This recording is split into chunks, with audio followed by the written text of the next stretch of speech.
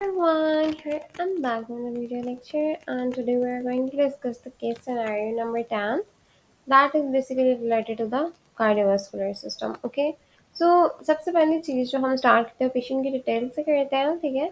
सो mister Faraz, ठीक है, हमारे पास पेशेंट थे जिनकी एज थी 58 ईयर्स, मेल पेशेंट्स थे।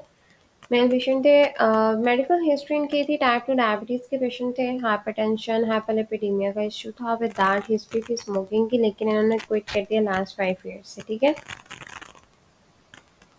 अगर तो हम मेजरली साइड डिस्कशन की बात करें कि हमारे पास केस सिनेरियो में हम देखना क्या चाह रहे हैं, तो वाइटल्स जानने से पहले या वाइटल्स की तरफ जाने से पहले मैं आपको एक मेजर बात बताती हूँ, ठीक है। वो ये थी कि हमने यहाँ पे मेंशन नहीं किया है क्योंकि हम इसको डिटेल डिस्कस करना चाहते हैं, ठीक है। ये पेशेंट हमारे पास बेसिकली एक पेशेंट है जो हमारे पास पोस्ट कैबेज आया, ठीक है। पोस्ट सर्जिकल पेशेंट है, और जो हमारे पास आफ्टर सर्जरी हमारे पास आया है, जिसको हमने ट्रीटमेंट देनी, ठीक है, वेदर दैट इज मेडिकल और फिजिकल थेरेपी ट्रीटमेंट, हमने पेशेंट को ट्रीटमेंट देनी। तो अब हमारे पास जो पेशेंट आपके पास पोस्ट कैबेज, ठीक है। सबसे पहले मैं आपको कैबेज का थोड़ा सा आइडिया दे देती हूँ। कैबेज का प्रोसीजर ये है कि कोरोनरी आर्टरी बाईपास ग्राफ्टिंग, ठीक है। जब आपके पास कोरोनरी आर्टरी किसी भी वजह से ब्लॉक हो जाती है ना, तो उस केस में आप उसकी ग्राफ्टिंग करते हो। लाइक आपकी बॉडी में दो तरह से, दो एरिया से वेन्स या आर्टरीज ली जाती हैं जो एक्स्ट्रा आपकी बॉडी में होती हैं, और उसको वहाँ से उसका पार्ट लेके आपके पास कोरोनरी आर्टरी जहाँ से ब्लॉक होती है उनके बीच में ग्राफ्टिंग करके इसको सर्कुलेशन को वापस नॉर्मल किया जाता है, ठीक है। मेजरली वेन का जो ग्राफ्ट है वो सेफनस वेन का होता है, और आर्टरी इंटरनल थोरेसिक आर्टरी होती है, ठीक है। सो हमारे पास जब ये सारी चीज़ें आ रही होती हैं, ठीक है, ये सारे प्रोसीजर परफॉर्म होता है, तो after the post cabbage patient हमारे पास आया, ठीक है। That means post cabbage. अब हमारे पास क्या हुआ, आफ्टर कैबेज प्रोसीजर हमारे पास आया पेशेंट, और हमने उसके वाइटल्स देखे, ठीक है। सबसे पहली चीज़ हमने क्या चेक किया, वाइटल्स। हार्ट रेट क्या है, 84 beats per minute, okay. With that blood pressure आया 128/78, ओके, मिलीमीटर ऑफ मर्करी। फिर आपके पास आ जाती है third thing was the respiratory rate 18 पर मिनट, एंड टेम्परेचर आपके पास जो आ गया है वो हमारे पास है 37.2 डिग्री सेल्सियस, ओके। सो ये हमारे पास बेसिक वाइटल्स हो गए जो जो हम देख रहे थे कि लाइक हमारे पास अगर पेशेंट आता है तो हम उसको किस तरह से देखते हैं। ये तो हमारे पास हो गई बहुत ही बेसिक नॉलेज ना कि लाइक हमारे पास पेशेंट आया है और हम उसको क्या क्या कर रहे हैं, ठीक है। और मेजरली ये जो हम देखेंगे, ये पेशेंट हमारे पास पोस्ट कैबेज जो है वो थर्ड है, ठीक है, थर्ड डे का है। दैट मीन्स कि हमारे पास थर्ड डे जो था उसका पेशेंट था हमारे पास, ठीक है, post cabbage. Like first second day जो था वो पेशेंट कम्प्लीटली बेड रेस्ट पे था। थर्ड डे पे ज़ाहिर सी बात है मेडिकल मैनेजमेंट तो साथ साथ चल रही थी, पर फिजिकल थेरेपी मैनेजमेंट में या आप स्टार्टिंग जो होती हो वो समटाइम्स दे देते हो आप अर्ली भी, पर मेजरली हम टारगेट जो करते हैं वो आपके पास सेकेंड थर्ड डे से स्टार्ट करते हैं, ठीक है। सो अब हमारे पास फिजिकल एग्जामिनेशन, या आप कह सकते हो कि अभी हम क्या एग्जामिन करेंगे पेशेंट है, जब हमारे पास पेशेंट आया है। सबसे पहली चीज़ जो एक जनरल आप लेते हो, ठीक है, पेशेंट अवेक है कि नहीं, ठीक है। ज़ाहिर से बताया पोस्ट सर्जिकल पेशेंट है, तो अवेक है कि नहीं है, अलर्ट है कि नहीं है, ओरिएंटेड है कि नहीं है, ये सारी चीज़ें आपने पहले चेक करनी है, ठीक है।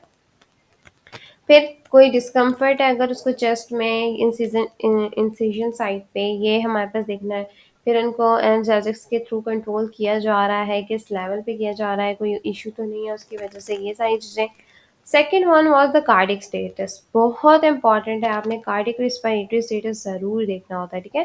कार्डिक स्टेटस में क्या है कि स्टेबल रिदम हो, ठीक है, ईसीजी जो होगी स्टेबल होगी, रिदमियास वगैरह ना हो उसमें, ठीक है। इर्थमियाज़ मेजरली इसलिए ही हम जगह है कि ईसीजी का जो नॉर्मल पैटर्न है वो वैसा ही रह रहा हो, उसमें कोई स्पेसिफिकेशन या कोई बहुत ज़्यादा जो फ्लक्चुएशन है ना आ रही हो, ठीक है। विद दैट हम देखते हैं कि कोई मायोकार्डियल इस्कीमिया के साइन ना हो, ठीक है। लाइक आपके पास मायोकार्डियम की डेथ के कोई साइंस ना हो, ठीक है। सिंपल सी टर्म्स में अगर आपको बोलूँ, हार्ट की एक वेसल वॉल है ना, तो मायोकार्डियम की कोई सॉरी हार्ट की वॉल है, तो अगर मायोकार्डियम या जाहिर सी बात है हार्ट का एक बहुत स्पेसिफिक मस्कुलर वॉल है, तो अगर मायोकार्डियम की डेथ के साइंस आपको कहीं नज़र आते हैं तो आपके मतलब ये है कि बहुत ज़्यादा रिस्क पे है पेशेंट, ठीक है। वो दैट आप रिस्पिरेटरी स्टेटस की तरफ जब जाते हो तो आप ब्रेथ साउंड्स देखते हो सबसे पहले, ठीक है। और अगर हमारे पास यहाँ पे जो पेशेंट था, ज़ाहिर सी बात है, हमने कहा वहाँ पे ईसीजी तो नॉर्मल थी, लेकिन ब्रेथ साउंड्स में स्लाइटली सी डिक्रीज आ रहा था लोअर फील्ड्स में, लोअर लंग की फील्ड्स में, ठीक है।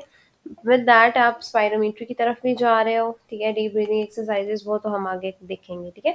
ये सारी आपने चेक की। इंसेंटिव स्पायरोमीट्री आप एग्जामिनेशन के लिए भी करवाते हो ताकि आपको पता चल जाए पेशेंट की कितनी एबिलिटी है। लेकिन इसके लिए पेशेंट अवेक होना चाहिए, ठीक है, क्योंकि यहाँ पे तो हमारे पास हमारा पेशेंट अवेक है, लेकिन समटाइम्स आपके पास अगर पेशेंट को होश नहीं आता तो आप डायरेक्टली इन चीज़ों की तरफ नहीं जा सकते, ठीक है। सर्जिकल साइट चेक की कि स्टर्नल इंसिजन जो थी, लेकिन मीडियन स्टेनोटमी हुई थी पेशेंट की, तो वो सर्जिकल इंसिजन जो थी वो क्लीन, ड्राई, इंटैक्ट है, कोई साइंस इन्फेक्शन तो नहीं है, तो ठीक है। वो दैट कोई स्वेलिंग तो नहीं है लेफ्ट लेग के ऊपर, ठीक है, जहाँ से मेजरली जहाँ से वेन का ग्राफ्ट लिया गया वहाँ पे भी, ठीक है। तो मेजर आप वहाँ पे भी चीज़ें चेक करते हो। मोबिलिटी या एक्टिविटी का लेवल क्या है, ठीक है, लाइक एम्बुलेट हुआ है पेशेंट, स्टार्ट किया है उसने चलना कि नहीं, और मोबिलाइजेशन करने के बाद उसको फटीग है कि नहीं है, ये सारी चीज़ें ना आपने देखनी है। लेकिन हमारा जो पेशेंट था वो एम्बुलेटिंग है, थोड़ा सा लाइक स्टार्ट कर दिया था, तब हमारे पास हमने पेशेंट की आगे फर्दर जो है ना ट्रीटमेंट प्लान को डिज़ाइन किया है, ठीक है। सो मेजरली हमारे पास फिजिकल एग्जामिनेशन में आपके पास सबसे मेजर चीज़ यही आती है कि आपने किस किस तरीके से देखना है, ठीक है। जनरल किया, cardiac, respiratory, surgical, side mobility, ठीक है। ये आपने हमेशा याद रखना है। मेजर चीज़ें यही होती हैं जब आप पोस्ट सर्जिकल पेशेंट देख रहे होते हो, और स्पेशली जब आप कार्डिक रिलेटेड देख रहे हो तो आपके पास कार्डिक मॉनिटरिंग और रिस्पायरेटरी मॉनिटरिंग इंपॉर्टेंट होती है, ठीक है। सो ये थी हमारे पास फिजिकल एग्जामिनेशन। फिर हम देखते हैं हमारे पास मेडिकल मैनेजमेंट को, ठीक है। हमारे पास मेडिकल मैनेजमेंट को हम देखते हैं। हमारे पास मेडिकल मैनेजमेंट में मेजरली जो है ना थेरेपीज़, जो हम मेडिकल मैनेजमेंट में जो मेडिसिन यूज़ कर रहे हैं वो एंटीप्लेटलेट्स होती हैं, लिपिड लॉयरिंग है, जिनमें मेजरली स्टैटिन्स आती हैं, एंटी हाइपरटेंसिव्स होती हैं, ठीक है। बट दैट अगर डायबिटीज़ है पेशेंट को, जैसे इस केस में है, तो हम डायबिटिक मैनेजमेंट भी करेंगे। पेन अगर ज़्यादा है तो वहाँ पे पेन मैनेजमेंट भी है। कोई एंटीबायोटिक्स की इम्पोर्टेंस या ज़रूरत है तो हमने उसकी तरफ भी जाना है, ठीक है। सो मेजरली आप ये सारी चीज़ें देखोगे कि हाँ पेशेंट की कितनी रिक्वायरमेंट है, किस किस चीज़ की रिक्वायरमेंट है, और आप उसके अकॉर्डिंगली आप पेशेंट को ट्रीटमेंट देते हो, ठीक है। सो हम वन बाय वन देखते हैं कि हमारे पास किस चीज़ की क्यों रिक्वायरमेंट है, क्या क्या होनी चाहिए, कितना होनी चाहिए, ठीक है। सबसे पहले एंटीप्लेटलेट, ठीक है। एंटीप्लेटलेट मैनेजमेंट हमें पहले भी पता है और हम एक बार फिर देख लेते हैं कि हमारे पास क्यों ज़रूरत है, ठीक है। एंटीप्लेटलेट मैनेजमेंट की क्यों ज़रूरत है। एस्पिरिन मेजरली हम यूज़ कर रहे हैं, ठीक है, तो हमारे पास ब्लड क्लॉट्स ना बने, ठीक है। ज़ाहिर सी बात है, हमें हमारी जो न्यू ग्राफ्ट या आर्टरीज हैं उनमें ब्लड क्लॉट्स को प्रिवेंट करने के लिए हम इसको यूज़ करते हैं। आफ्टर सर्जरी ना एक्चुअली रिस्क बहुत ज़्यादा होता है ब्लड क्लॉट्स के बनने का, ठीक है, और जिसकी वजह से वो ग्राफ्ट्स को जो है ना ब्लॉक कर सकती है। तो इसकी वजह से बहुत बहुत मेजर कॉम्प्लिकेशंस हो सकती हैं, जिनमें सबसे ज़्यादा मेजर हार्ट अटैक है। पेशेंट बहुत जल्दी हार्ट अटैक की तरफ जाता है अगर आप पेशेंट की जल्दी प्लेटलेट था या कहीं पे भी कोई भी चीज़ मिस हो जाती है ना, तो हार्ट अटैक के चांसेस बहुत ज़्यादा इंक्रीज हो जाते हैं पोस्ट कैबेज या कोई भी पोस्ट सर्जिकल प्रोसीजर है आफ्टर सर्जरी, ठीक है। तो इसमें मेजरली आपने इस तरीके से देखना है, ठीक है। एंटीप्लेटलेट थेरेपी के बाद हम लिपिड लॉयरिंग एजेंट्स हैं, ठीक है, जिसमें हमने स्टैटिन्स की बात की है और आपने बहुत ज़्यादा सुना है कि स्टैटिन्स किस तरह वर्क करती हैं। सो स्टार्टिंग्स हमारे पास ज़्यादातर जो हम यहाँ पे देख रहे हैं वो हमारे पास जो स्टार्टिंग यूज़ होती है वो इसलिए यूज़ हो रही है ताकि हम प्लैक्स को स्टेबलाइज कर सकें, ठीक है। प्लैक्स को स्टेबलाइज करना होता है और बैड कोलेस्ट्रॉल जिसको एलडीएल हम कहते हैं लोअर करना होता है, ठीक है। उसको उसके लेवल को लो डेंसिटी जो कोलेस्ट्रॉल होता है उसकी लेवल को हमने कम करना है, ठीक है। सो बिकॉज ऑफ दैट जो बैड कोलेस्ट्रॉल है उसकी अमाउंट कम करनी है और प्लैक्स को स्टेबलाइज करना होता है आर्टरीज में, तो हमें स्टैटिन्स की ज़रूरत पड़ती है, ठीक है। हाई कोलेस्ट्रॉल जो होता है ना, ज़ाहिर सी बात है हमें पता है ब्लॉकेज करता है आर्टरीज की, तो स्टैटिन्स हमें इस चीज़ में हेल्प आउट करती हैं कि एक तो न्यू ब्लॉकेज होने से वो प्रिवेंट करती हैं, ठीक है, और दूसरा ये कि ग्राफ्ट्स को हेल्दी रखने में हेल्प आउट कर रही होती हैं, ठीक है। सो आप ये सारी चीज़ें देख सकते हो कि स्टैटिन्स हम मेजरली इस बेस पे यूज़ करें कि हमारे पास दोबारा से इशू ये इंक्रीज़ ना हो, ठीक है। फिर ब्लड प्रेशर की जैसे मेडिकेशंस हैं या हाइपरटेंशन की जो मेडिकेशंस हैं वो यही हैं कि बीटा ब्लॉकर्स या एस इनहिबिटर्स, ठीक है। मेजरली हम जो इस केस में यूज़ कर रहे थे ना, मेटोप्रोपोलोल और लिसिनोप्रिल यूज़ हो रही है, ठीक है। सो देखो, अगर हम ये दोनों यूज़ कर रहे हैं, ठीक है, तो बीटा ब्लॉकर्स का क्या काम है, ठीक है। हार्ट रेट को स्लो डाउन करते हैं, वर्कलोड को रिड्यूस कर रहे हैं, ठीक है। हमारे पास जो हार्ट के ऊपर बहुत ज़्यादा एक वर्क का लोड आ चुका है ऑलरेडी, उसकी रिडक्शन करें थे, ठीक है। विद दैट एस इनहिबिटर्स हम इसलिए दे रहे हैं ताकि ब्लड प्रेशर एक तो रिड्यूस हो, विद दैट हम हार्ट की जो पंप है उसको इफेक्टिवली हेल्प आउट कर सकें, अच्छे से वो काम कर सके, ठीक है। सो मेजरली दोनों केसेस में आप चीज़ों को हेल्प आउट करने के लिए ही यूज़ कर रहे हो, ठीक है। मेजर पर्पस इसका ये है कि हम एक तो ब्लड प्रेशर को कंट्रोल करना चाह रहे हैं, हम स्ट्रेन जो हार्ट के ऊपर एक वर्क का लोड है ना, ये दोनों ड्रग्स इसमें बहुत ज़्यादा हेल्प आउट करते हैं उसको मेंटेन रखने में, उसको रिड्यूस करने में, ठीक है। High blood pressure extra pressure डालता है ग्राफ्ट्स के ऊपर, ये बात आपने याद रखनी है, और हार्ट के ऊपर इटसेल्फ, तो इसकी वजह से बहुत ज़्यादा कॉम्प्लिकेशंस हो सकती है। तो उन कॉम्प्लिकेशंस को हमने मैनेज करने के लिए ब्लड प्रेशर की मैनेजमेंट बहुत इंपॉर्टेंट है। और मोस्ट इंपॉर्टेंटली ग्राफ्ट की मैनेजमेंट को, ठीक है। ग्राफ्ट को प्रोटेक्ट करना हमारा इस टाइम सबसे ज़्यादा बड़ा मोटिव ये होता है, ठीक है। उसको बॉडी से यूज टू करवाना, ये सारी चीज़ें होती हैं, ठीक है। पेन रिलीफ पैरास्टामोल, ठीक है, आप दे सकते हो मेजरली, या ट्रेमाडोल यूज़ होती है, ठीक है। सो इसके अलावा टोराडोल वगैरह डिफरेंट मेडिकेशंस हैं जो आप यूज़ करते हो डिफरेंट जगह पे, डिफरेंट एरियाज़ में, डिफरेंट जगह से आप यूज़ करते हो, ठीक है। विद दैट पेशेंट कंडीशन के ऊपर भी डिपेंड करता है। अगर बहुत स्वेरिटी की तरफ जा रही है तो हम मैनेजमेंट थोड़ी सी पेन की या एनाल्जेसिक्स के अमाउंट्स इंक्रीज़ करते हैं, और या हम थोड़ी हाई डोज की मेडिकेशंस देते हैं, ठीक है। वो दैट इसका ज़ाहिर सी बात है मेन पर्पस तो रिलीव ही है पेन का, ठीक है, ताकि पेशेंट एक तो ईज़िली ब्रीथ कर सके, ठीक है, ब्रीदिंग उसकी नॉर्मल हो जाए, पेशेंट आराम से चल फिर सके, उसकी रिकवरी जल्दी हो, क्योंकि पेन के साथ ना पेशेंट अपनी बॉडी मूव नहीं करेगा। तो सबसे ज़्यादा ज़रूरत हमें इस टाइम ये है कि पेन का रिलीव इसलिए होना चाहिए ताकि अपनी पेशेंट अपनी बॉडी मूव करे, ब्रीदिंग के पैटर्न को नॉर्मल करे, क्योंकि अगर इसको चेस्ट पे पेन होगी तो वो ब्रीदिंग नॉर्मल नहीं करेगा। तो हमें उसकी पेन की रिलीफ सबसे ज़्यादा इंपॉर्टेंट इसीलिए चाहिए कि वो अच्छे से हर चीज़ की रिकवरी की तरफ जाए। फिर इसके बाद जैसे मैंने डायबिटिक पेशेंट्स की मैनेजमेंट आप हो गई, तो आप इंसुलिन वगैरह या ओरल मेडिकेशन जो आपको लगता है उस केस में पेशेंट के लिए सूटेबल है, आप उसकी तरफ जाते हो, ठीक है, ताकि ब्लड की शुगर लेवल्स मेंटेन रहे, ठीक है, क्योंकि हाई ब्लड शुगर जो होती है ना वो हीलिंग को स्लो डाउन करती है, अपने याद रखना है, और इन्फेक्शन के रिस्क को बहुत ज़्यादा करती है जहाँ सर्जिकल वॉन्ड्स वगैरह के एरिया में, ठीक है। सो जहाँ पे सर्जिकल स्विचिंग वगैरह हुई हुई है वहाँ पे बहुत ज़्यादा इंपॉर्टेंट है कि आपके लिए इन्फेक्शन को रिड्यूस करना, रिडक्शन करनी होती है आपने इन्फेक्शन की, ठीक है। इसके रिस्क को, मतलब अगर इन्फेक्शन हो भी रहा है तो उसको कम करना है, और अगर इन्फेक्शन नहीं है तो उसके रिस्क को प्रिवेंट करना है, ठीक है। प्रोफिलैक्टिक एंटीबायोटिक्स, ठीक है, वो तो हमेशा ही आप देते हो, प्रिवेंशन एंटीबायोटिक्स जिनको आप कहते हो, कि इन्फेक्शन होने से पहले ही आपने पेशेंट को देनी, क्योंकि अगर तो इन्फेक्शन होता है तो बहुत ज़्यादा बुरा होता है, लेग हो या चेस्ट हो दोनों का, ठीक है। तो आपने उससे पहले ही पेशेंट को प्रोफिलैक्टिक एंटीबायोटिक्स हर पेशेंट को ऑलमोस्ट दी जाती हैं, सर्जिकल आफ्टर सर्जिकल प्रोसीजर तकरीबन सबको दी जाती हैं, ठीक है। सो एंटीबायोटिक्स इसलिए होती हैं कि आप प्रिवेंट कर सको, इन्फेक्शन होने से पहले ही आप प्रिवेंट कर सको, कोई कॉम्प्लिकेशंस बहुत ज़्यादा ना हो, क्योंकि इन्फेक्शन इटसेल्फ हीलिंग बहुत डिले कर देता है, ठीक है। और विद दैट इन्फेक्शन की इटसेल्फ कॉम्प्लिकेशंस इतनी ज़्यादा है कि हम बाकी सारी चीज़ों की तरफ तो बात नहीं जाते हैं, इन्फेक्शन की कॉम्प्लिकेशंस भी डील करने में लग जाता है, ठीक है।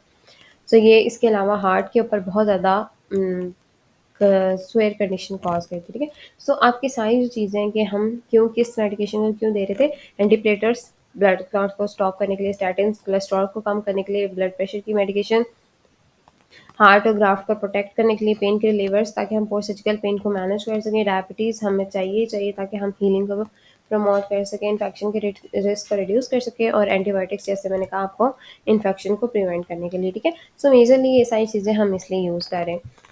अब हम आ जाते हैं नेक्स्ट टॉपिक पे जो बहुत ही हम डिस्कस करते हैं डिटेल में, फिजिकल थेरेपी की मैनेजमेंट।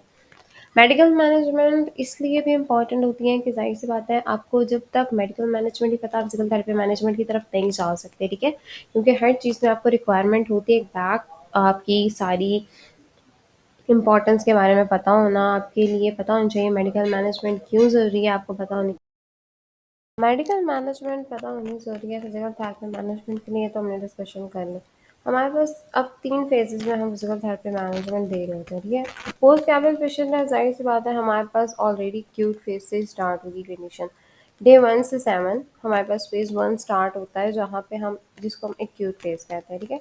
इस फेज़ के मेजर जो गोल्स होते हैं ना, वो यही होते हैं कि हमने सबसे पहली चीज़ तो कॉम्प्लिकेशंस को प्रिवेंट करना है। हमने कोई भी फर्दर कॉम्प्लिकेशंस नहीं होने देनी जो पोस्ट ऑपरेटिव है।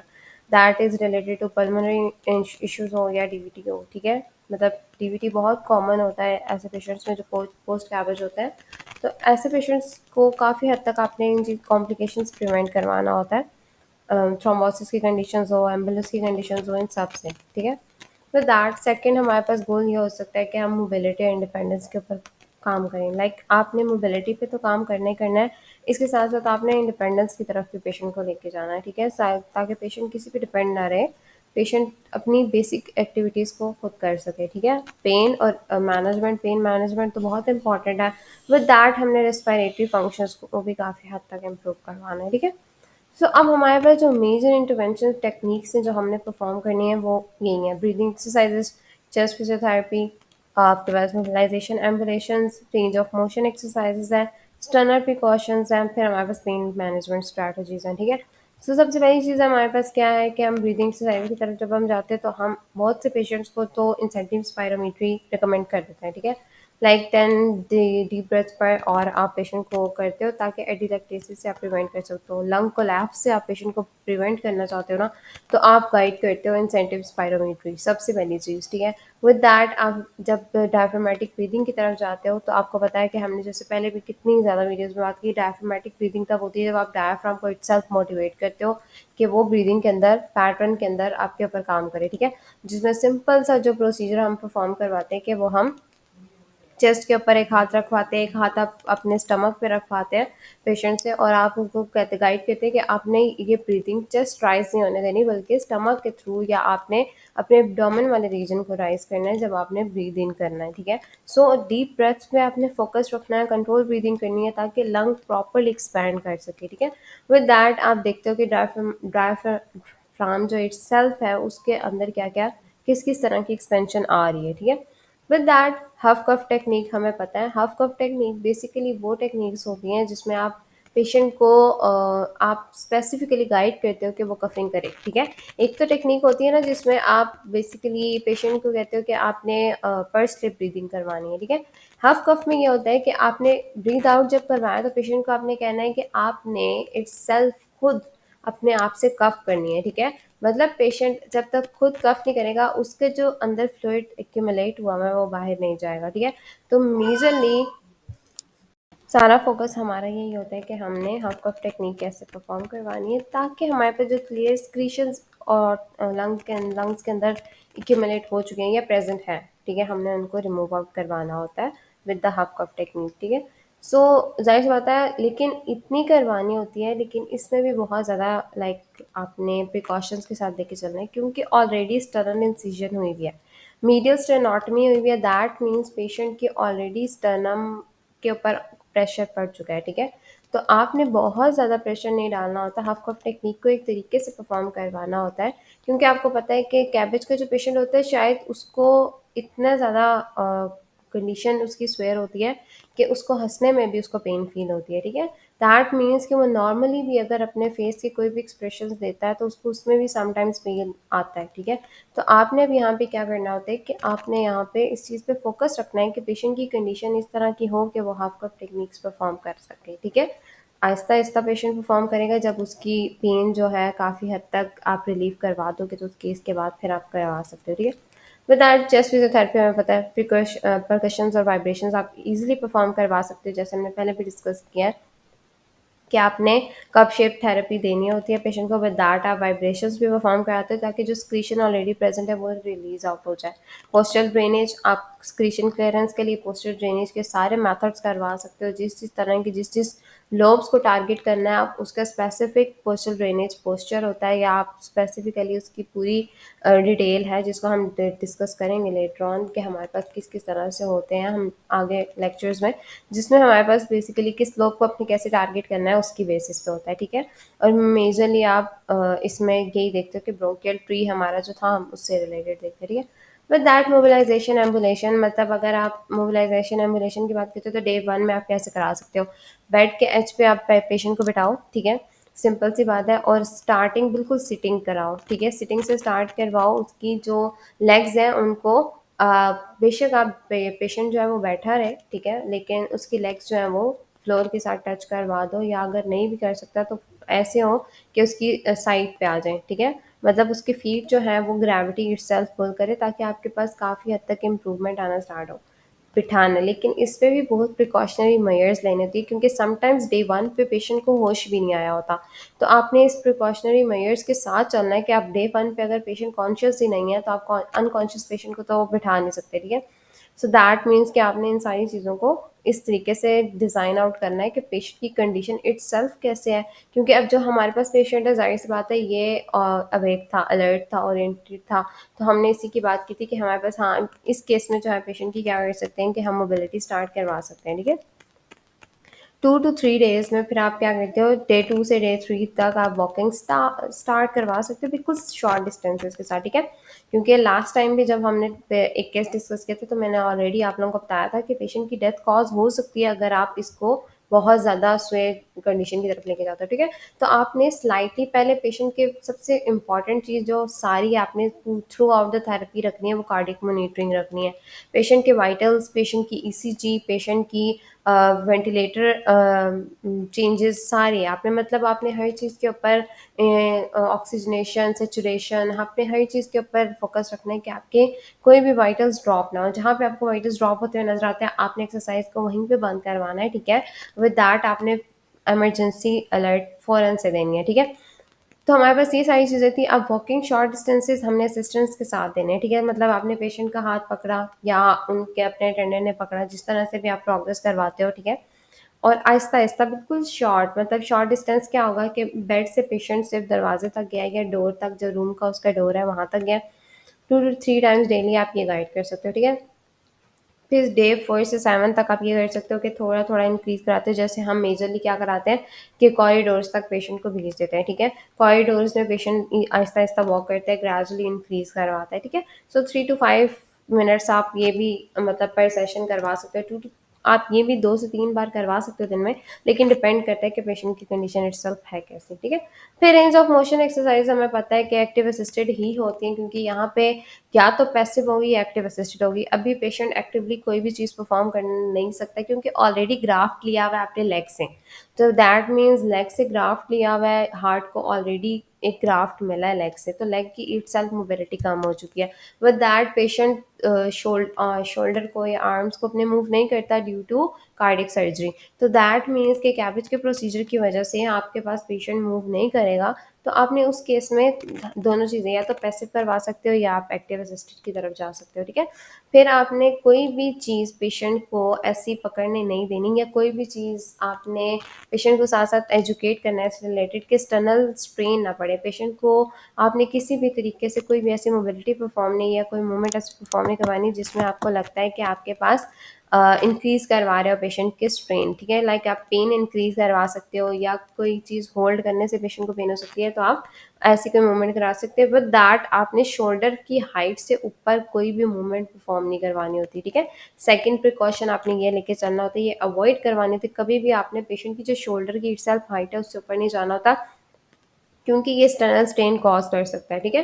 तो हमने इसको प्रिवेंट करने के लिए हम अवॉइड करते हैं ऐसी एक्टिविटीज़ को।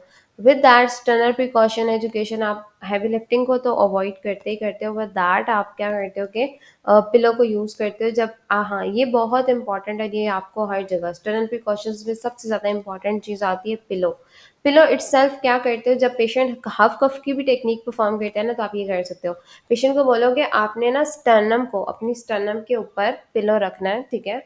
मतलब आप अपने एब्डोमेन पे, अपनी चेस्ट की कैविटी पे एक पिलो रखोगे, और अगर आपको खांसी आती है, स्नीजिंग होती है, या समटाइम्स पेशेंट कहता है कि मुझे स्माइलिंग में भी पेन है, तो आप उन सारे केसेस में पेशेंट को ये गाइड करते हो या ब्रीदिंग एक्सरसाइजेज, एक्टिविटीज़ जिस भी तरह से आप ये गाइड करते हो, आपने पिलो रखना है और फिर आपने वो मूवमेंट परफॉर्म करनी है। इससे क्या होता है बेसिकली, ये एक तो रिड्यूस कर देता है आपके ऊपर जो आपकी चेस्ट पे स्ट्रेन पड़ रहा होता है। विद दैट ये काफ़ी हद तक इम्प्रूव करता है आपकी मूवमेंट को, क्योंकि पेशेंट जो होता है उसको पेन कम होगा जब पिलो रखने की वजह से, तो पेशेंट अच्छे से परफॉर्म करेगा ब्रीदिंग एक्सरसाइजेस या हाफ कफ की जैसी टेक्निक्स है, या इट सेल्फ अगर नॉर्मली भी मतलब उसको इट सेल्फ कफिंग या स्नीजिंग हो रही है, अभी कोई ब्रीदिंग एक्सरसाइज या हाफ कफ नहीं परफॉर्म करवा रहे, तो उसके लिए भी आप पेशेंट को ऐसी गाइडेंस देते हो, ठीक है। पेन मैनेजमेंट स्ट्रेटजीज, आहिस्ता मूवमेंट्स जिनमें एंकल पंपिंग आती है, हैंड की स्लाइट मूवमेंट्स आती है, रिस्ट पे आप मूवमेंट्स करवा सकते हो, पेशेंट को एल्बो पे करवा सकते हो। ये सारी जो मूवमेंट्स है बेसिकली ये रिड्यूस करती हैं उसकी स्टिफनेस को, ठीक है। विद दैट अगर तो पेशेंट को बहुत ज़्यादा है, ठीक है, और सर्जन्स अलाउ भी करते हैं, तो आप आइस पैक्स यूज़ कर सकते हो इंसिजन साइड पे, लेकिन ये भी बहुत अवॉइड करना होता है, ठीक है।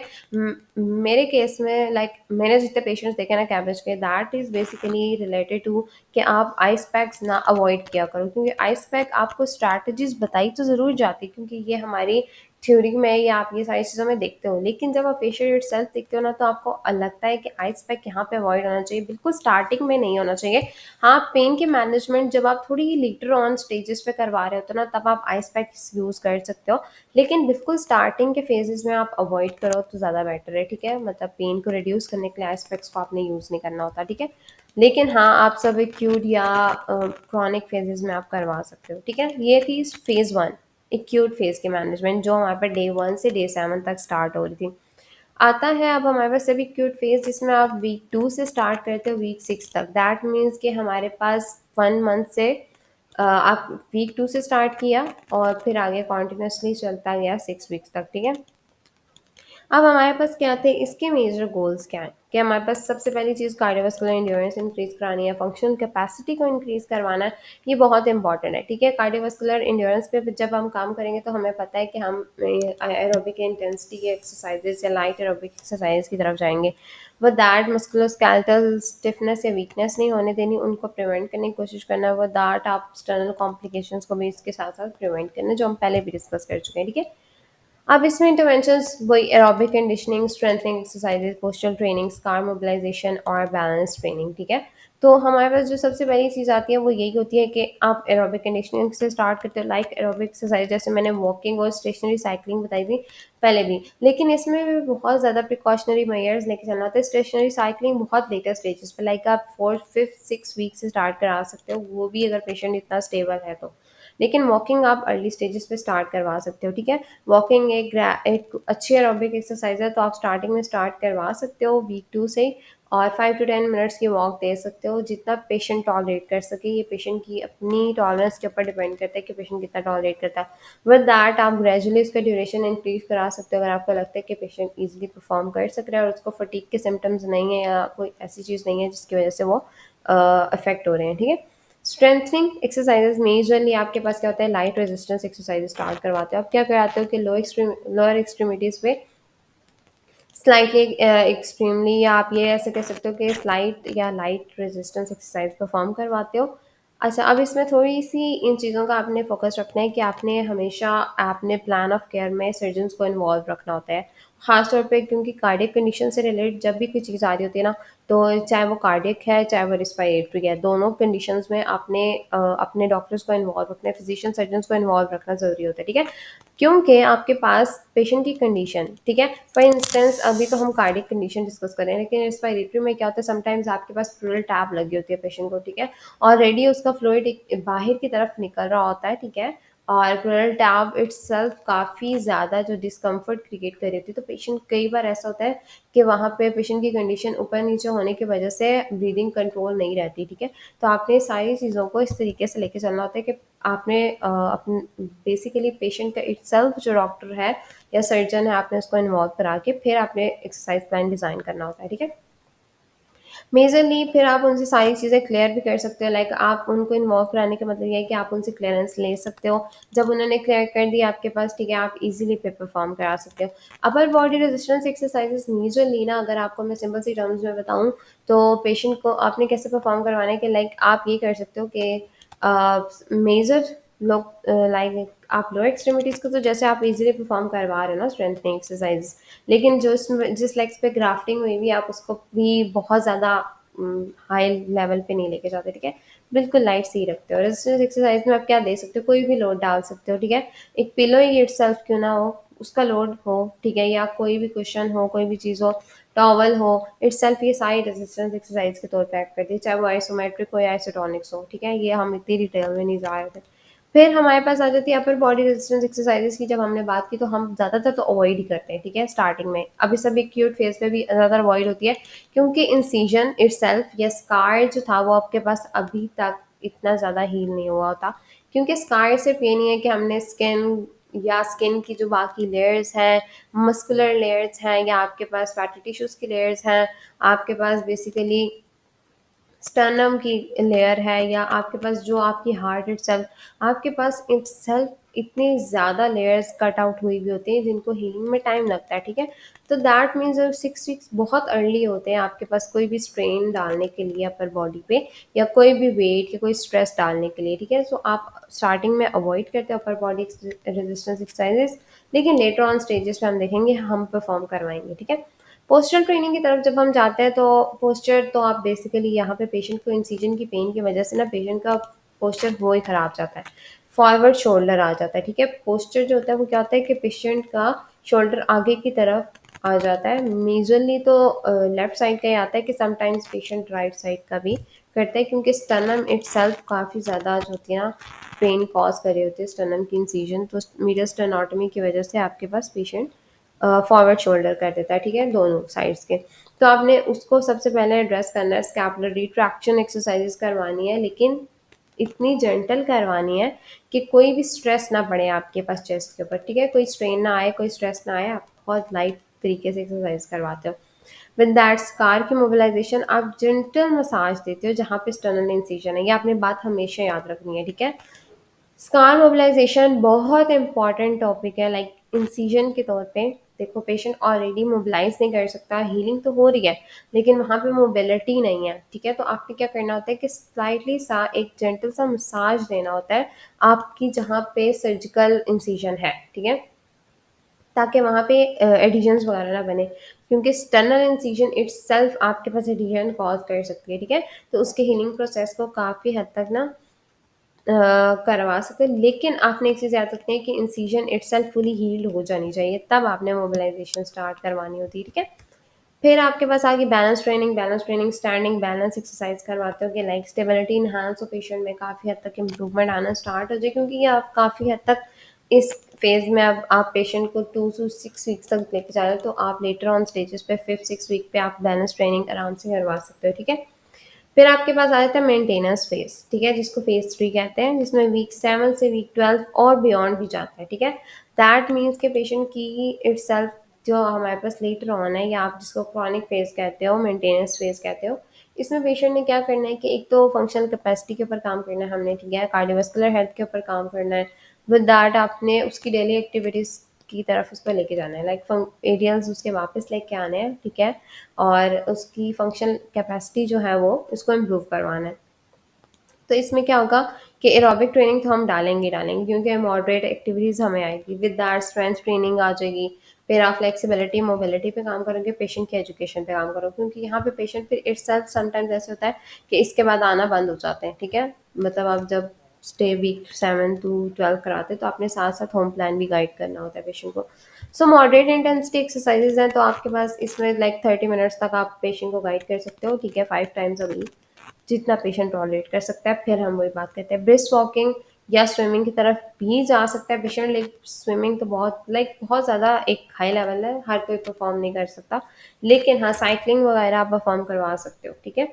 विद दैट स्ट्रेंथ ट्रेनिंग, जैसे हमने लाइट एक्सरसाइज की थी लोअर एक्सट्रीमिटीज़ की, अब हम अपर की भी स्टार्ट करवा देते हैं, ठीक है।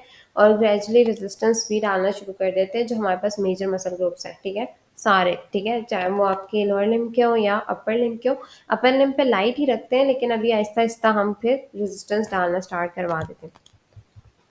फिर आ जाती है फ्लेक्सिबिलिटी और मोबिलिटी, ठीक है। स्ट्रेचिंग एक्सरसाइज में आप क्या करते हो कि जॉइंट की मोबिलिटी या फ्लेक्सिबिलिटी को इम्प्रूव करवाओगे, तो कैसे? स्ट्रेचिंग करवा के, चाहे वो योगा हो इटसेल्फ, या आप डिफरेंट तरह से और स्ट्रेचेस करवा सकते हो, जैसे इटसेल्फ फंक्शन आप हर एरिया का, या आप क्या सिंपल सी टर्म्स में आप क्या कहते हो कि हर मसल को अगर टारगेट करते हो डिफरेंट डिफरेंट, ठीक है, हैम्स को आपने टारगेट किया किस तरीके से, कॉर्स टारगेट किए, काफ टारगेट किए, आपने बेसिकली अपर लिम्ब में देखे तो आपने फ्लेक्सर्स या बाइसेप्स टारगेट किया, ट्राइसेप्स को अलग टारगेट किया आपने, फिर फोरआर्म के मसल्स को टारगेट किया आपने, ट्रैप्स को टारगेट किया आपने, फिर आपके पास आ जाता है डेल्टॉइड टारगेट किया। तो आप अलग अलग से भी करवा सकते हो, या आप इटसेल्फ योगा की बेसिकली पेशेंट को गाइडेंस दे सकते हो कि अगर होम प्लान में पेशेंट ऐड करवाना चाहते हैं तो आप उस तरह से पेशेंट को, जिसमें आपको लगता है कि इसकी मसल की कौन से मसल्स की रिक्वायरमेंट ज़्यादा है, वो वहाँ पे मसल की फ्लेक्सिबिलिटी इंक्रीज करनी है, तो योगा के आप वो पोजेस पेशेंट को गाइड कर सकते हैं। विद दैट आप पेशेंट की एजुकेशन, जिसमें लॉन्ग टर्म एक्सरसाइज आ जाती हैं, आप पेशेंट को गाइड करोगे कि आपने ये कॉन्टिन्यूस रखनी है, ठीक है। एक्सरसाइजेस कम नहीं करनी, क्योंकि ये आपकी कार्डियक हेल्थ के लिए इफेक्टिव है, तो आपने इसको परफॉर्म करते ही रहना है ताकि आपके पास नॉर्मली रहे। विद दैट आपने अपने साइंस को मॉनिटर हमेशा रखना है, साइंस एंड सिम्टम्स को मॉनिटर रखना है, मॉनिटरिंग बहुत ज़्यादा करनी है। कोई भी फटीग होती है या आपका सांस फूलता है, जिसमें शॉर्टनेस ऑफ ब्रेथ हम बेसिकली बात करते हैं, और डिजनिया होता है आपके पास पेशेंट को, सिंकोपी के कोई केसेस आते हैं, या पेशेंट कहता है डिजनेस वगैरह है, कुछ भी कोई भी अनयूजुअल सिम्टम्स आ रहे हैं, तो आपने पेशेंट ने फ़ौरन एक्सरसाइजेस को स्टॉप करना होता है, और विद दैट आपने अपने फिजिशियन से या सर्जन से फ़ौरन कांटेक्ट करना होता है, ठीक है। दैट इज़ बेसिकली आप फिजिकल थेरेपिस्ट से भी कांटेक्ट करते हो, डायरेक्टली कर सकते हो, लेकिन मेजरली क्योंकि ये सिम्टम्स जो होते हैं आपके पास कार्डियक रिलेटेड आ रहे होते हैं, तो आपने उनको पहले बताना होता है। हाँ, अगर सिम्पटम्स अनयूजुअल ना हो बहुत ज़्यादा, जैसे फटीग रिलेटेड है या सिर्फ शॉर्टनेस ऑफ ब्रेथ है, तो आप डॉक्टर को गाइड कर सकते हो, लाइक आप फिजिकल थेरेपिस्ट से फिर गाइडेंस ले सकते हो, ठीक है। सो मेजरली आप इस तरह से गाइड एजुकेशन करते हो पेशेंट की कि आप हमारे पास वापस आओ, ठीक है। अगर आपको कोई भी सिम्टम्स में लगता है कि ऊपर नीचे हो रहा है किसी भी मूवमेंट की वजह से, हाँ, अगर मूवमेंट इट सेल्फ एग्रेवेट करा रही है, तो आप फिजिकल थेरेपिस्ट के पास जो होते हैं ना फॉलोअप लेने आते हो, ताकि आपके पास पता चल जाए कि हाँ क्या चीज़ थी जो अफेक्ट कर रही है, ठीक है। सो मेजरली आपके पास पोस्ट कैबज पेशेंट्स की ना फिजिकल थेरेपी मैनेजमेंट बहुत इंपॉर्टेंट होती है, ठीक है। जाहिर सी बात है मेडिकल मैनेजमेंट इट सेल्फ, पर post cabbage already medical management में ज़्यादातर एक सिर्फ एंटीप्लेटलेट थेरेपी और स्टैटिन्स के ऊपर ही होते हैं ज़्यादा, ठीक है। हमने जो पीछे सारी थेरेपीज पढ़ी, ब्लड प्रेशर की और ये सारी, ये बहुत मतलब सारी जो है वो उसकी साथ जो डिजीज चल रहे थे वो उनके लिए थी, लाइक डायबिटिक होगी, आपके पास हाइपरटेंसिव होगी, ठीक है। वो दैट आप पेन रिलीफ एनाल्जेसिक्स की तरफ जाते हो, ठीक है। सो लेकिन फिजियोथेरेपी मैनेजमेंट पेशेंट की कंडीशन को इम्प्रूव कराने में बहुत ज़्यादा हेल्प आउट करती है पोस्ट कैपेज हो तो। सो आपने इस चीज़ को इस तरह से प्रोग्रेस करवाना होता है, ठीक है। सो गेस्ट आई नंबर 10 था जो हमारे पास कार्डिक रिलेटेड, ठीक है। So thanks for watching. अगर कोई चीज़ समझ नहीं तो कमेंट सेक्शन में आप पूछ सकते हो।